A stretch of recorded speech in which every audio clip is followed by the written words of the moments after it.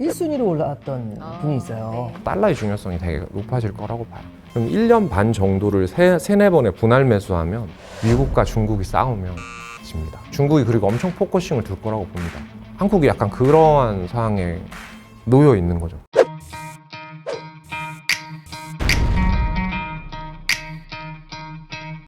제가 또 많이 받는 질문이 한국 왜 이렇게 많이 빠져? 왜일까요? 그럼 인플레에 강한 국가가 있을 거고 약한 국가가 있을 거잖아요. 그럼 뭘 봐야 되냐면 그 나라의 경제 체력을 확인하는 가장 좋은 데이터가 인플레이션이 진행됐을 경우 무역 수지예요. 네. 한국은 원자재를 수입해서 가공해서 수출하는 거잖아요. 근데 지금 글로벌 수요가 안 좋다 보니까 원자재는 수입을 하는데 판가 인상이 쉽지 않건가? 우리 제품의 경쟁력이 나빠지면 무역 수지가 깨지겠죠. 근데 연초 이후에 무역 수지가 악화되는 강도가 가장 높은 클래스에 있는 나라가 한국인 거예요. 근데 이제 중요한 건 뭐냐면 그래서 정말 고물가 안경이 장기화된다면 그럼 이제 우리의 시각은 미국이 아니라 유럽으로 넘어갈 거예요. 그러니까 스태그플레이션이라고 생각하는 우려들이 저는 유럽이 나타날 확률이 50% 이상이라고 보거든요. 유럽은 정말 에그플레이션, 이 물가랑 유틸리티 가격, 그 에너지 가격 이런 것들이 진짜 중요한 국가거든요. 근데 미국은 이만큼 좋은 데서 인플레이션을 맞이한 거고 유럽은 이제 좋아지려고 뭘 하는데 이제 이 사태를 맞은 거잖아요. 네, 그래서 우리의 시각은 미국이 아닌 나머지 선진국의 우려로 갈 거고요. 그리고 선진국보다 신흥국의 물가 상승률이 훨씬 더 위험하죠. 그러니까 그런 구조적인 위험에 대해서 이제 미국이 아니라 나머지 국가들을 봐야 될 테니까요. 그리고 제가 더 강조드리고 싶은 건 한국의 취약한 경제 구도들이나 지금 상황에서 봤을 때 그리고 자산시장 환경도 되게 취약하잖아요. 우리는 금리에 되게 민감할 수밖에 없어요. 가계부채 비중이 너무 높고 그리고 이제 금리에 민감하다는 건 신용을 써서 투자를 하는 부동산에 대한 익스포저가 너무 커요. 그렇기 때문에 자산의 적절한 배분은 이 사이클이 완화되더라도 반드시 필요한 일이기 때문에 달러 자산의 적극적인 비중 확대, 그 과정에서 이제 분할의 관점에 매수가 안전하다는 이유들, 거기에 살 수 있는 자산이 달러 예금도 될 거고요. 장기물 국채라든지 S&P 500이라든지 이런 자산의 적절한 포지션을 지금 구간에서 넓혀가는 건 정상적인 범위의 자산 배분 전략이거든요. 그럼 국내 주식장에서의 투자는 조금 쉬어가는 게 나을까요? 지금 그 답변을 주시면 이제 제가 말씀드리는 건 이제 투자의 스타일을 바꿔야 되겠죠. 경험하셨으니까. 이게 너무 슬픈 이야기인데 아픈 만큼 성숙해요. 미국은 안 그랬을까요? 미국도 이런 개인 투자자들의 큰 주식의 분과 개인 투자자들의 큰 고통을 수반하면서 현재의 자산 구도와 자본시장의 건전성을 만들었어요. 그러니까 한국도 이제 그 과정이겠죠. 그래서 뭐 지금 가지고 있는 주식을 정리하시라 이런 이야기를 하기보다는 첫 번째 내가 가지고 있는 주식에 대한 하락장에서 더 철저한 공부를 해야 되는 이유들이 만들어졌으니 장기 보유를 해야 되는 자산인지 아닌지에 대한 고민을 하셔야 될 거고 거기에 대한 장기 보유 의지를 가질 만한 충분한 근거들이 있다면 분할 매수로 접근을 하셔도 될 거고 그리고 올라오는 장에서의 나의 경험치가 부족할 때니 인덱스를 사시겠죠. 코스피를 사시거나 아까 제가 말씀드렸다시피 S&P 500을 그러니까 제가 가장 좋아하는 포트폴리오는 S&P 500을 50, 60 중국의 비중을 30, 20 뭐 한국의 비중을 10, 20 정도로 가죠. 굴려보시면 알아요. 그렇게 조합을 해서 움직여보면 상당히 안정적인 포트폴리오의 흐름이 나오죠. 그렇게 이제 바꿀 수 있는 기회 정도로 여기시는 게 맞을 거예요. 저는 여기서 하나 짚고 넘어가야 될 게 중국에 대한 얘기를 조금 좀 해야 될 것 같아요. 왜냐하면 중국에서의 변화가 나타났었을 때 어쩌면 지금까지 말씀해 주셨던 한국에 대한 가정도 바뀔 수 있고 만약 중국이 하나의 대안이 된다고 하면은 미국에 대한 얘기도 바뀔 수가 있거든요.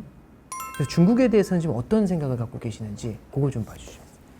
과거의 세계는 미국이 빚을 내서 소비를 하고 중국이 수출을 해서 생산을 해서 저축을 하는 사이클이었다면 미국은 빚을 내서 소비가 아니라 생산을 해서 빚을 갚아나거나 부채를 줄이는 사이클로 들어갈 것 같고 중국은 생산해서 소비 사이클로 넘어갈 것 같거든요. 그 관점에서 이제 중국의 성장률이 낮아지고 그리고 자본시장 개방이 높아지고 하는 관점의 변화가 나. 그 안에서 이제 미국 관련한 규제들 진행되고 있는 상황이라서 그 흐름이 순조롭진 않겠지만 저는 중국의 그 흐름이 크게 바뀔 것 같지는 않다.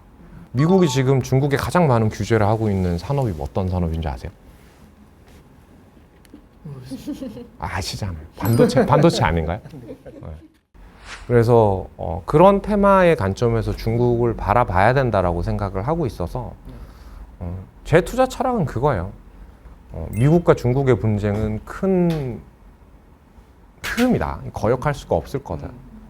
미국과 중국이 싸우면 누가 이기는 줄 아십니까? 누가 이겨요? 한 개인적인 말씀이시죠. 미국이 미국? 이기죠. 중국이 미국과 중국이 싸우면 한국이 집니다. 명언이 회자만 나오네요. 있나요? 야, 역시. 저는 그럴 거라고 봐요. 웃을 일이 아니거든요. 중국은 이제 난이도가 높은 마켓이죠. 네. 그래서 저는 중국에 대한 비중 확대의 전략은 고난이도 전략이긴 하지만 필요하고, 그리고 순환적으로 보더라도 지금은 적기에 가까운 구간이라는 제 생각이 크게 틀려 보이지 않는다. 실제로 지금 중국이 아웃퍼폼하고 있잖아요, 시장. 그렇게 생각합니다.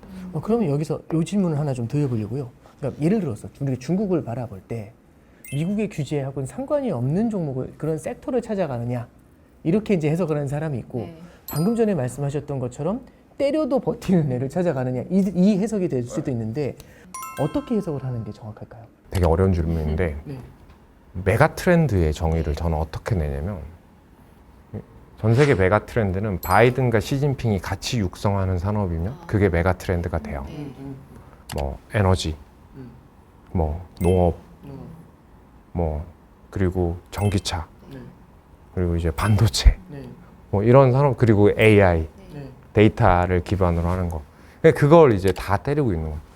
근데 이제 미국이 때려도 중국이 잘 무너지지 않는 이유는 거기에 대한 글로벌에서 가장 큰 수요가 미국이 아니라 중국에 있는 산업들이 더 많기 때문에. 중국은 정책 주도주들이 5년 이상의 사이클을 뽑아내요. 그리고 12차 5개년 기획도 그런 관점의 변화인 것들인데, 중국이 이야기하는 5개년 기획의 핵심의 쌍순환이 뭐냐면 내수 안정. 그러니까 수요를 촉진하는 건. 그러니까 지금부터 주목해서 봐야 되는 그림이에요. 저는 이게 엄청 중요할 거라고 봐요. 중국이 그리고 엄청 포커싱을 둘 거라고 봅니다. 그래서 쌍순환에서 핵심이 이제 내수, 그리고 이제 에너지, 농산품 이런 자립이에요. 그리고 한 가지가 이제 기술 자립. 이걸로 만들어지는 거거든요. 이 세 가지의 큰 줄기를 기반으로 이제 저희가 테마들을 만드는 거죠. 그래서 에너지 자립과 관련한 그린 에너지 관련한 산업들을 정말 좋게 보고, 핵심 테마로 저희는 태양광을 저희 지금 탑픽이에요. 올해 하반기. 그래서 뭐 이런 산업들 중심으로 이제 포트폴리오를 완성하려고 하고 있는 거예요. 정신없이 듣다 보니까 시간이 너무 많이 지났는데, 자, 이제 마지막 질문 하나만 드려볼게요. 벌써요? 네. 그럼 말씀해 주셨던 미국이라든지 중국이라든지 한국에 대한 이런 형태의 포트폴리오에 대해서 들어가는 어떤 사이클, 이걸 타는 방법들을 실제 투자자들은 어떻게 써야 될지, 그 질문을 좀 드려볼게요. 이렇게 매매를 일단 저는 하지 않으셨으면 좋겠다는 게 제 첫 번째 생각이에요. 왜 주식을 매매가 아닌 보유의 관점에서 바라봐야 되는 건지. 코스피를 한 20, 30년을 그려보시고 S&P 500도 한 50년을 그려보세요. 아, 왜 주식을 보유의 관점으로 봐야 되는지를 이제 이해를 하실 거예요. 그리고 저도 마지막으로 이제 또 드리고 싶은 이야기는 인플레이션. 인플레이션의 가장 큰 역할은 자정작용이에요. 항상 인플레이션은 경기 사이클마다 반복되는데, 이 인플레가 실물 경제에서 과잉이 됐던 산업들을 구조조정하게 만들고, 그렇죠. 그리고 결핍이 된 산업들을 채워나가는 역할. 그리고 금융시장에서는 과열과 쏠림 현상을 해소하게 돼요. 새로운 투자를 모색할 수 있는 기회일 거예요. 항상 이제 장기 투자를 생각하고 계신다면 역발상을 하셔야 돼요. 장기 투자는 좋은 자산, 남들이 좋아하는 자산에 투자하면 수익률이 좋지 않아요. 그런 관점에서 볼 때 올해 하반기와 내년이 주식을 사 나가야 되는 어떤 구간일 텐데, 그래도 그런 자산들에 대한 경각심? 이미 주식시장에 상장된 성장주들은 내러티브가 다 되돌림 됐거든요. 네. 이제 그런 되돌림이 안 나온 자산들에 대해서는 조금 경각심을 가지고 주의 깊게 보수적으로 살피는 그런 것도 필요하지 않을까, 이런 생각이 듭니다. 저는 예전부터 참 이제 박 의원님하고 얘기할 때마다 이제 어떤 느낌이 드냐면 제가 이제 운동을 진짜 못해요. 딱 봐도 운동 못하게 생겼는데 근데 이게 직접 그 우리가 축구 경기 같은 거 월드컵 같은 걸 딱 보면 이제 그런 것들은 잘 보여요. 위에서 내려다 보면 저기다 줘야지. 왜 저러냐. 제 대표 맞아 이러거든요. 근데 이제 문제는 뭐냐면 제가 가서 뛰잖아요. 공 받으면 정말 아무것도 안 떠오르지 않고 앞에다 그냥 차요 그냥. 이게 이제 무슨 얘기냐면 투자도 똑같은 것 같아요. 큰 관점에서 내려다본 상태에서 이게 어떻게 돌아가는지를 알아야지 제 생각에는 직접 임할 때에도 이 주변이 보이거든요. 저는 오늘 이제 박 의원님이 참 많은 얘기를 해주셨는데 하나하나를 위해서 이렇게 내려다보는 그런 관점에서 참 좋은 얘기를 많이 해주셨던 것 같아요. 마지막 한 말씀 부탁드리겠습니다. 이 기회를 통해서 자산 배분이나 투자의 전략을 바꾸는 건 좋아요. 왜냐하면 지금 모든 자산이 다 빠져 있는 상황이기 때문에 이동하는 기회비용이 되게 적게 들어요. 그래서 그동안 투자와 관련한 부분에 대한 나의 생각들 이런 것들을 잘 정리를 하셔가지고 다음 사이클을 대비하고 그 좀 더 안정적인 수익률을 거둘 수 있는 제가 답지를 드린 게 아니라 어떤 계기를 드리고 싶은 진심이 있거든요. 그래서 그 부분이 있었다면 전 되게 기분 좋게 퇴근할 수 있을 것 같습니다. 알겠습니다. 네, 전설의 고수 박석중 위원님 편 마치겠습니다. 감사합니다.